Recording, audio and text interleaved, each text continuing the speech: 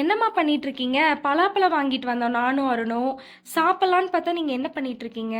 பலாப்பழம் சாப்பிடலாம். ஒரு சூப்பரான ரெசிபி பண்ணி அதுல நம்ம சாப்பிடலாம். ரெசிபி இந்நேரத்துல ரெசிபியா? இந்நேரத்துல தான் எது எப்ப கிடைக்குதோ அப்பதானே செய்ய முடியும். அதனால கண்டிப்பா இன்னைக்கு நம்ம செஞ்சிடலாம் இதைய. ஆமா, என்னது இது இலையெல்லாம்? இந்த இலை உனக்கு தெரியாதா? இது பலாப்பழத்தோட இலை. பலாப்பழத்தோட இலையா? நம்ம ஏரியால பலாப்பழ மரமே இல்லையே, அப்புறம் எப்படி உங்களுக்கு கிடைச்சது? ஒருவேளை ஆன்லைன்ல இது வாங்கிட்டீங்களோ? ஆன்லைன்ல இவ்ளோ ஃப்ரெஷ்ஷா பச்சையா உனக்கு கிடைக்குமா? நீ என்ன சொல்ற? அப்புறம் எப்படிம்மா கிடைச்சது? இந்த இலை கிடைச்சதுல ஒரு பெரிய ஸ்டோரி இருக்கு. பெரிய ஸ்டோரி இல்ல, ஒரு குட்டி ஸ்டோரி தான். ஸ்டோரியா? நானும் அப்பாவும் பேருக்கு போயிருந்தோம்ல. ஆமா. வர வழியில உங்ககிட்ட பலாப்பழம் வேணா வாங்கி வைங்க நான் சொல்லிட்டு போயிருந்தேன்ல. அப்போ கோயில் திறக்கிற கொஞ்சம் டைம் ஆகும்னு சொன்னாங்க. பின்னாடி வந்து நொய்யல் ஆத்துல இப்ப தண்ணி நிறைய போயிட்டு இருக்குன்னு சொன்னனால சரி ஆத்து போய் பாத்துட்டு வரலாம்னு சொல்லிட்டு போயிருந்தோம். சரி வர வழியில கல்யாணி யானையை பார்க்கலாம்னு சொல்லிட்டு போனோம். அதுக்கு கொஞ்சம் முன்னாடியே நாங்க வண்டியை பார்க் பண்ணிட்டோம். சரி யானையெல்லாம் பார்த்துட்டு திரும்பி போய் வண்டி எடுக்கலாம் அப்படின்னு சொல்லி போகும்போது அங்க வந்து ஒரு தோட்டம் போல இருக்கு நாங்க வண்டி நிறுத்தின இடம்.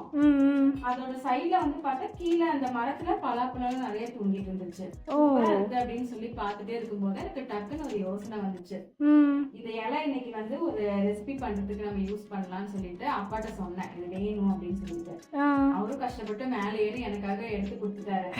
சரி என்னமோ பண்ணுங்க அப்படின்னு சொல்லிட்டு.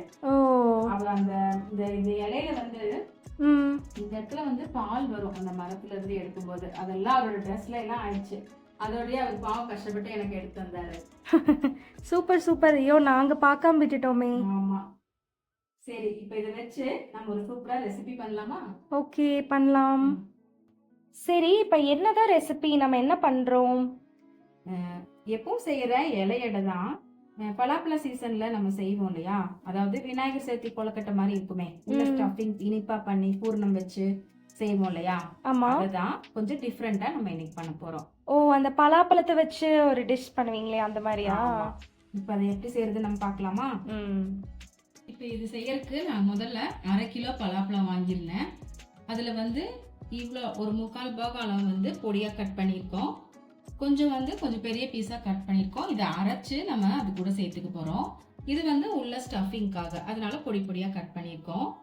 இது வந்து பலா இலை நான் சொன்னது. இதை கழுவிட்டு நல்லா தொடச்சி வச்சிருக்கேன். இது வந்து 1/2 கப் பச்சரிசி மாவு. இது நம்ம வீட்டிலேயே ரெடி பண்ண பச்சரிசி மாவு. அப்புறம் இது 1 டீஸ்பூன் ஏலக்காய் தூள். அப்புறம் ஒரு பெரிய மூடி தேங்காய், இதுவும் ஸ்டஃபிங்காக நம்ம யூஸ் பண்ணுறோம். இது வந்து வெல்லம் வந்து 1/2 கப் வெல்லமும் நான் கரைச்சிட்டு அதுக்கப்புறம் வடிகட்டி எடுத்து வச்சிருக்கேன். இப்போ நம்ம செய்ய ஆரம்பிச்சிடலாம். இப்போ ஒரு கடாய் அடுப்பில் வச்சிட்டோம். நான் இதில் நெய் சொல்கிறதுக்கு மறந்துட்டேன். இன்க்ரீடியன்ட் சொல்லும்போது நெய்யில் தான் இந்த பலாப்பழத்தை நம்ம வதக்க போகிறோம். அதனால் 2 டீஸ்பூன் நெய் சேர்த்துட்டேன். இதில் வந்து நம்ம கட் பண்ணி வச்சிருக்கிற பலாப்பழத்தை சேர்த்துடலாம்.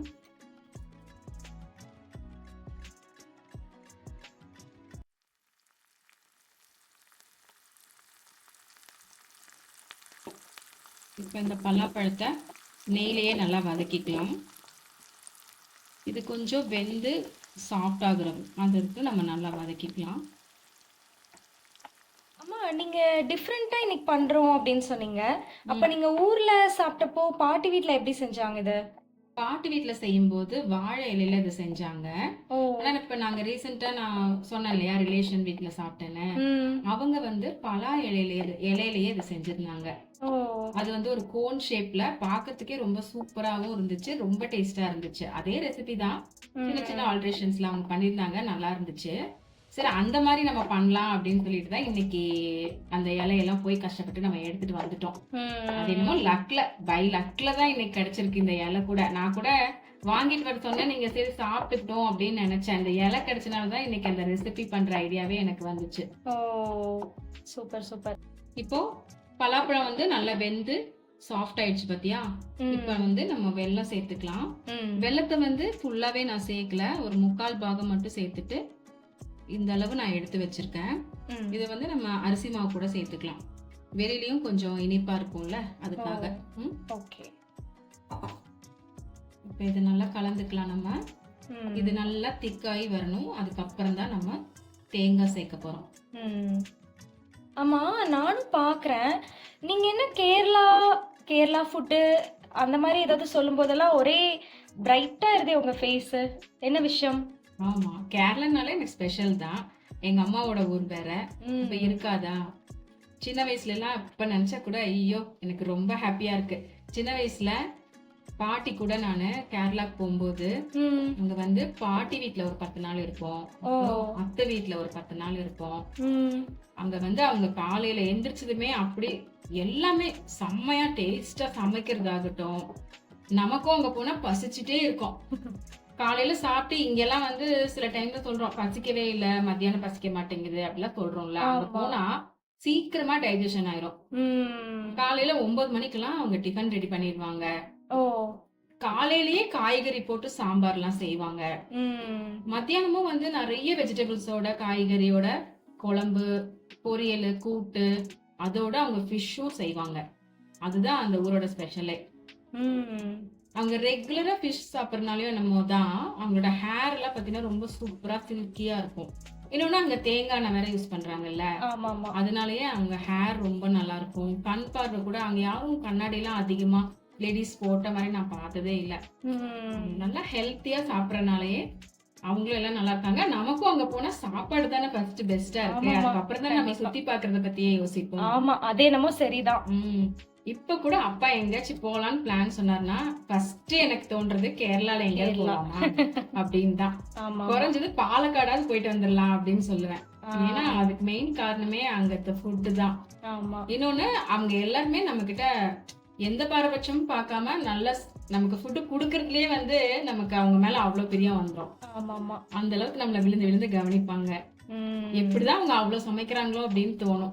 ஆமாமா, எனக்கு கூட தோணி இருக்கு. நம்ம லாஸ்ட் டைம் போனப்ப கூட நல்லா கவனிச்சாங்கல்ல, சூப்பரா கவனிச்சாங்க. அவங்க வெளியே வேலைக்கும் போறாங்க, வீட்லயும் அவ்வளவு வேலை செய்யறாங்க. நம்ம கொஞ்சம் வேலை செய்யறதுக்குள்ளேயே இங்க நமக்கு டயர்டா இருக்கு, ஒரு நாள் ரெஸ்ட் எடுக்கணும் அப்படிலாம் சொல்றோம். அவங்களாம் எப்படிதான் அவ்வளவு வேலை செய்யறாங்கன்னு ஆச்சரியமா தான் இருக்கு நினைக்கும் போது. ஆமாமா, கரெக்ட் தான். இப்போ தேங்காய் சேர்த்துடலாம். எடுத்து வச்ச ஏலக்காய் தூளும் நம்ம சேர்த்துடலாம்.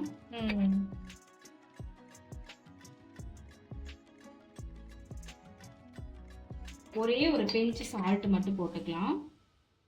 எப்பவுமே ஸ்வீட் செய்யும் போது கொஞ்சமா சால்ட் சேர்க்கும் போது அதோட இனிப்பை இன்னும் கொஞ்சம் என்ஹான்ஸ் பண்ணி காட்டும்ல, அதனால கொஞ்சமா சால்ட் போட்டுட்டேன். ஓ, இப்படி வேற இருக்கா?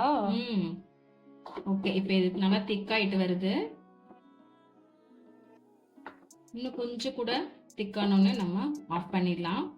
இது வந்து அந்த ஃபில்லிங் ரெடி நம்மளுக்கு இல்லையா? ஆமா, உள்ள வைக்கிற ஸ்டஃபிங் இதுதான். ஓ, ஓகே. ஓகேவா,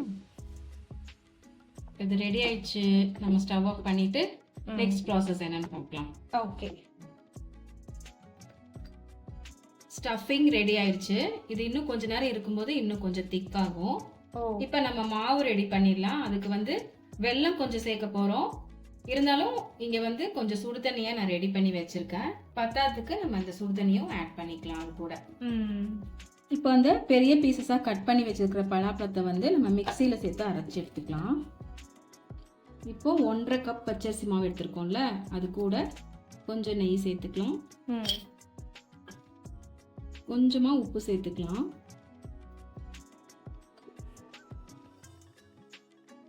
இதை நல்லா மிக்ஸ் பண்ணிட்டு கொஞ்சம் கொஞ்சமா நம்ம அந்த வெள்ளை கரைசலை இது கூட சேர்த்துக்கலாம்.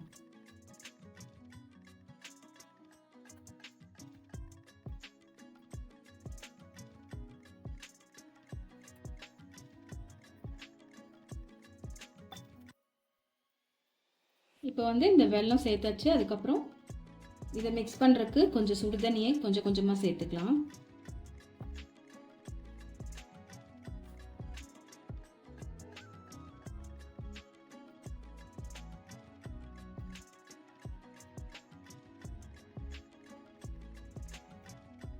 இப்போ இது ஓரளவுக்கு கொஞ்சமா தண்ணி சேர்த்து ரெடி பண்ணியாச்சு. இது கூட நம்ம அரைச்சி வச்சிருக்கிற பலாப்பழத்தை சேர்த்துக்கலாம்.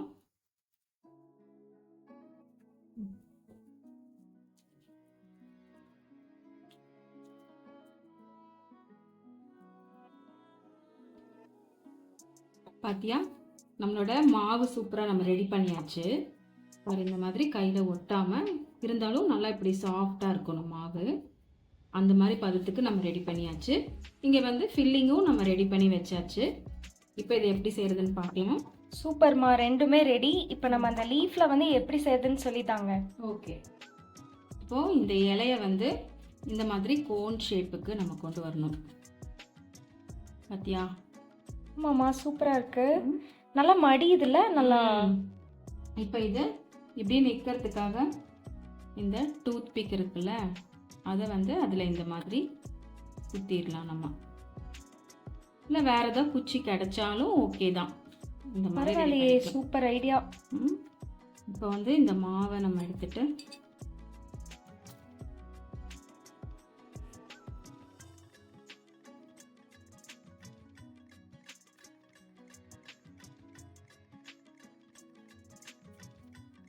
இந்த மாதிரி ப்ரெஸ் பண்ணி விட்டுக்கலாம் சைடில்.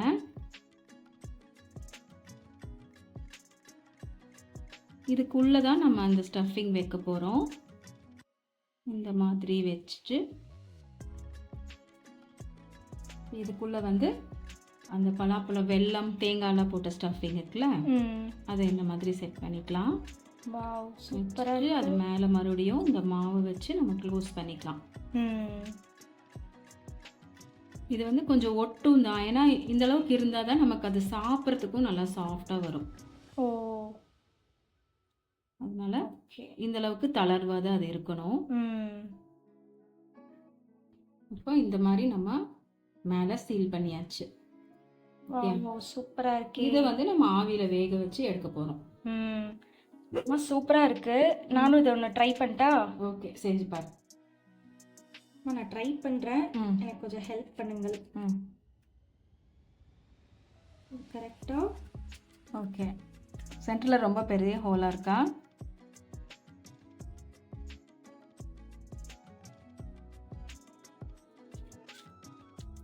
இப்போ கொஞ்சம் ஓகே நினைக்கிறேன். அதை வந்து டூத் பிக் வச்சு கரெக்ட் பண்ணிவிடு. அப்படிதான், கொஞ்சமாக கையில் குத்திக்காத பார்த்து. ஓகே, அவ்வளோதான். ஓகே, அதில் வந்து அந்த மாவை உள்ளே வைக்கணும். லேசாக கையில் தண்ணி வேணால் தொட்டுக்கோ, அப்போ தான் ரொம்ப ஒட்டாமல் இருக்கும்.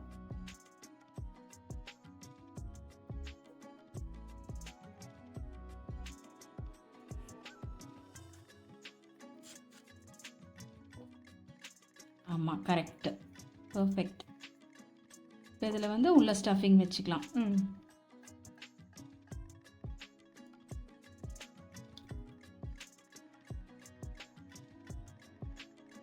கொஞ்சமாக போதும்லமா?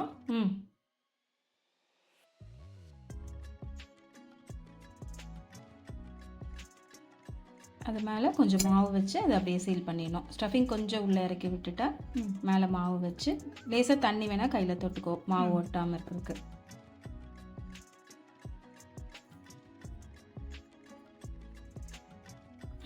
அது மேலே வச்சு அப்படியே லேசாக வச்சுக்கலாமா? இல்லை பரவாயில்ல, வைக்கலாம். வச்சு அப்படியே சீல் பண்ணிடலாம். அந்த ஸ்வீட் வந்து வெளியில் வராத அளவுக்கு நம்ம அதை வச்சா போதும். சரி,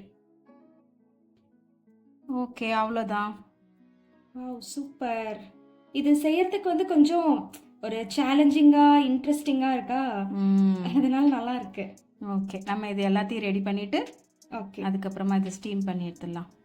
ஓகே, பாருங்க, சூப்பராக நம்மளோட டம்ப்ளிங்ஸ் எல்லாம் நம்ம ரெடி பண்ணியாச்சு. இது நான் கரெக்டாக மடிச்சிருக்கேன், ஆனால் ஒரு சிலதை நான் ரிவர்ஸில் மடிச்சிட்டேன். பரவாயில்ல, ஓகே, எல்லாமே சூப்பராக ரெடி பண்ணியாச்சு. இப்போ நம்ம இதை வேக வச்சு எடுத்துடலாம். ஓகே, இப்போ இதை வேக வைக்கிறதுக்கு நான் இட்லி பாத்திரத்தில் தண்ணி ஏற்கனவே வச்சுருக்கேன். நம்ம இதில் ரெடி பண்ணது எல்லாத்தையும் உள்ளே வச்சு ஸ்டீம் பண்ணி எடுத்துக்கலாம்.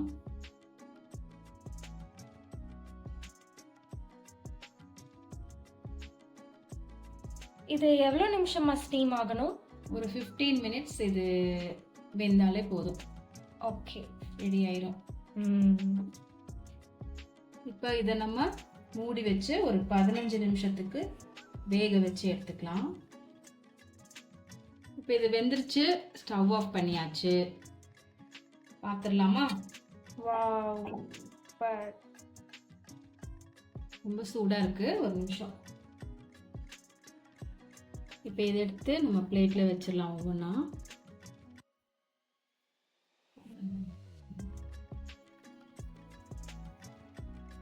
இப்போ இதை நம்ம ஒன்று பிரித்து பார்க்கலாம். சூப்பராக வந்திருக்கு பாருங்க, ஒட்டாமல். ஆமாம்மா, சூப்பராக வந்திருக்கு. Wow, super. சாப்பிட்டுட்டு எப்படி இருக்குன்னு சொல்லுங்க.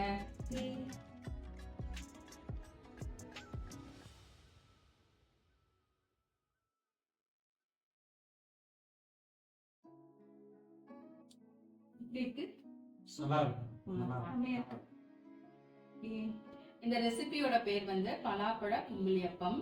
நான் கரெக்டா சொன்னேன்னு தெரியல. இப்படிதான் நான் சாப்பிட்ட இடத்துல அவங்க இந்த பேர் தான் சொன்னாங்க இதுக்கு. இந்த ரெசிபியை ரொம்ப ரொம்ப டேஸ்டா இருந்துச்சு. இதை கண்டிப்பா நீங்களும் உங்க வீட்டுல ட்ரை பண்ணி பாருங்க.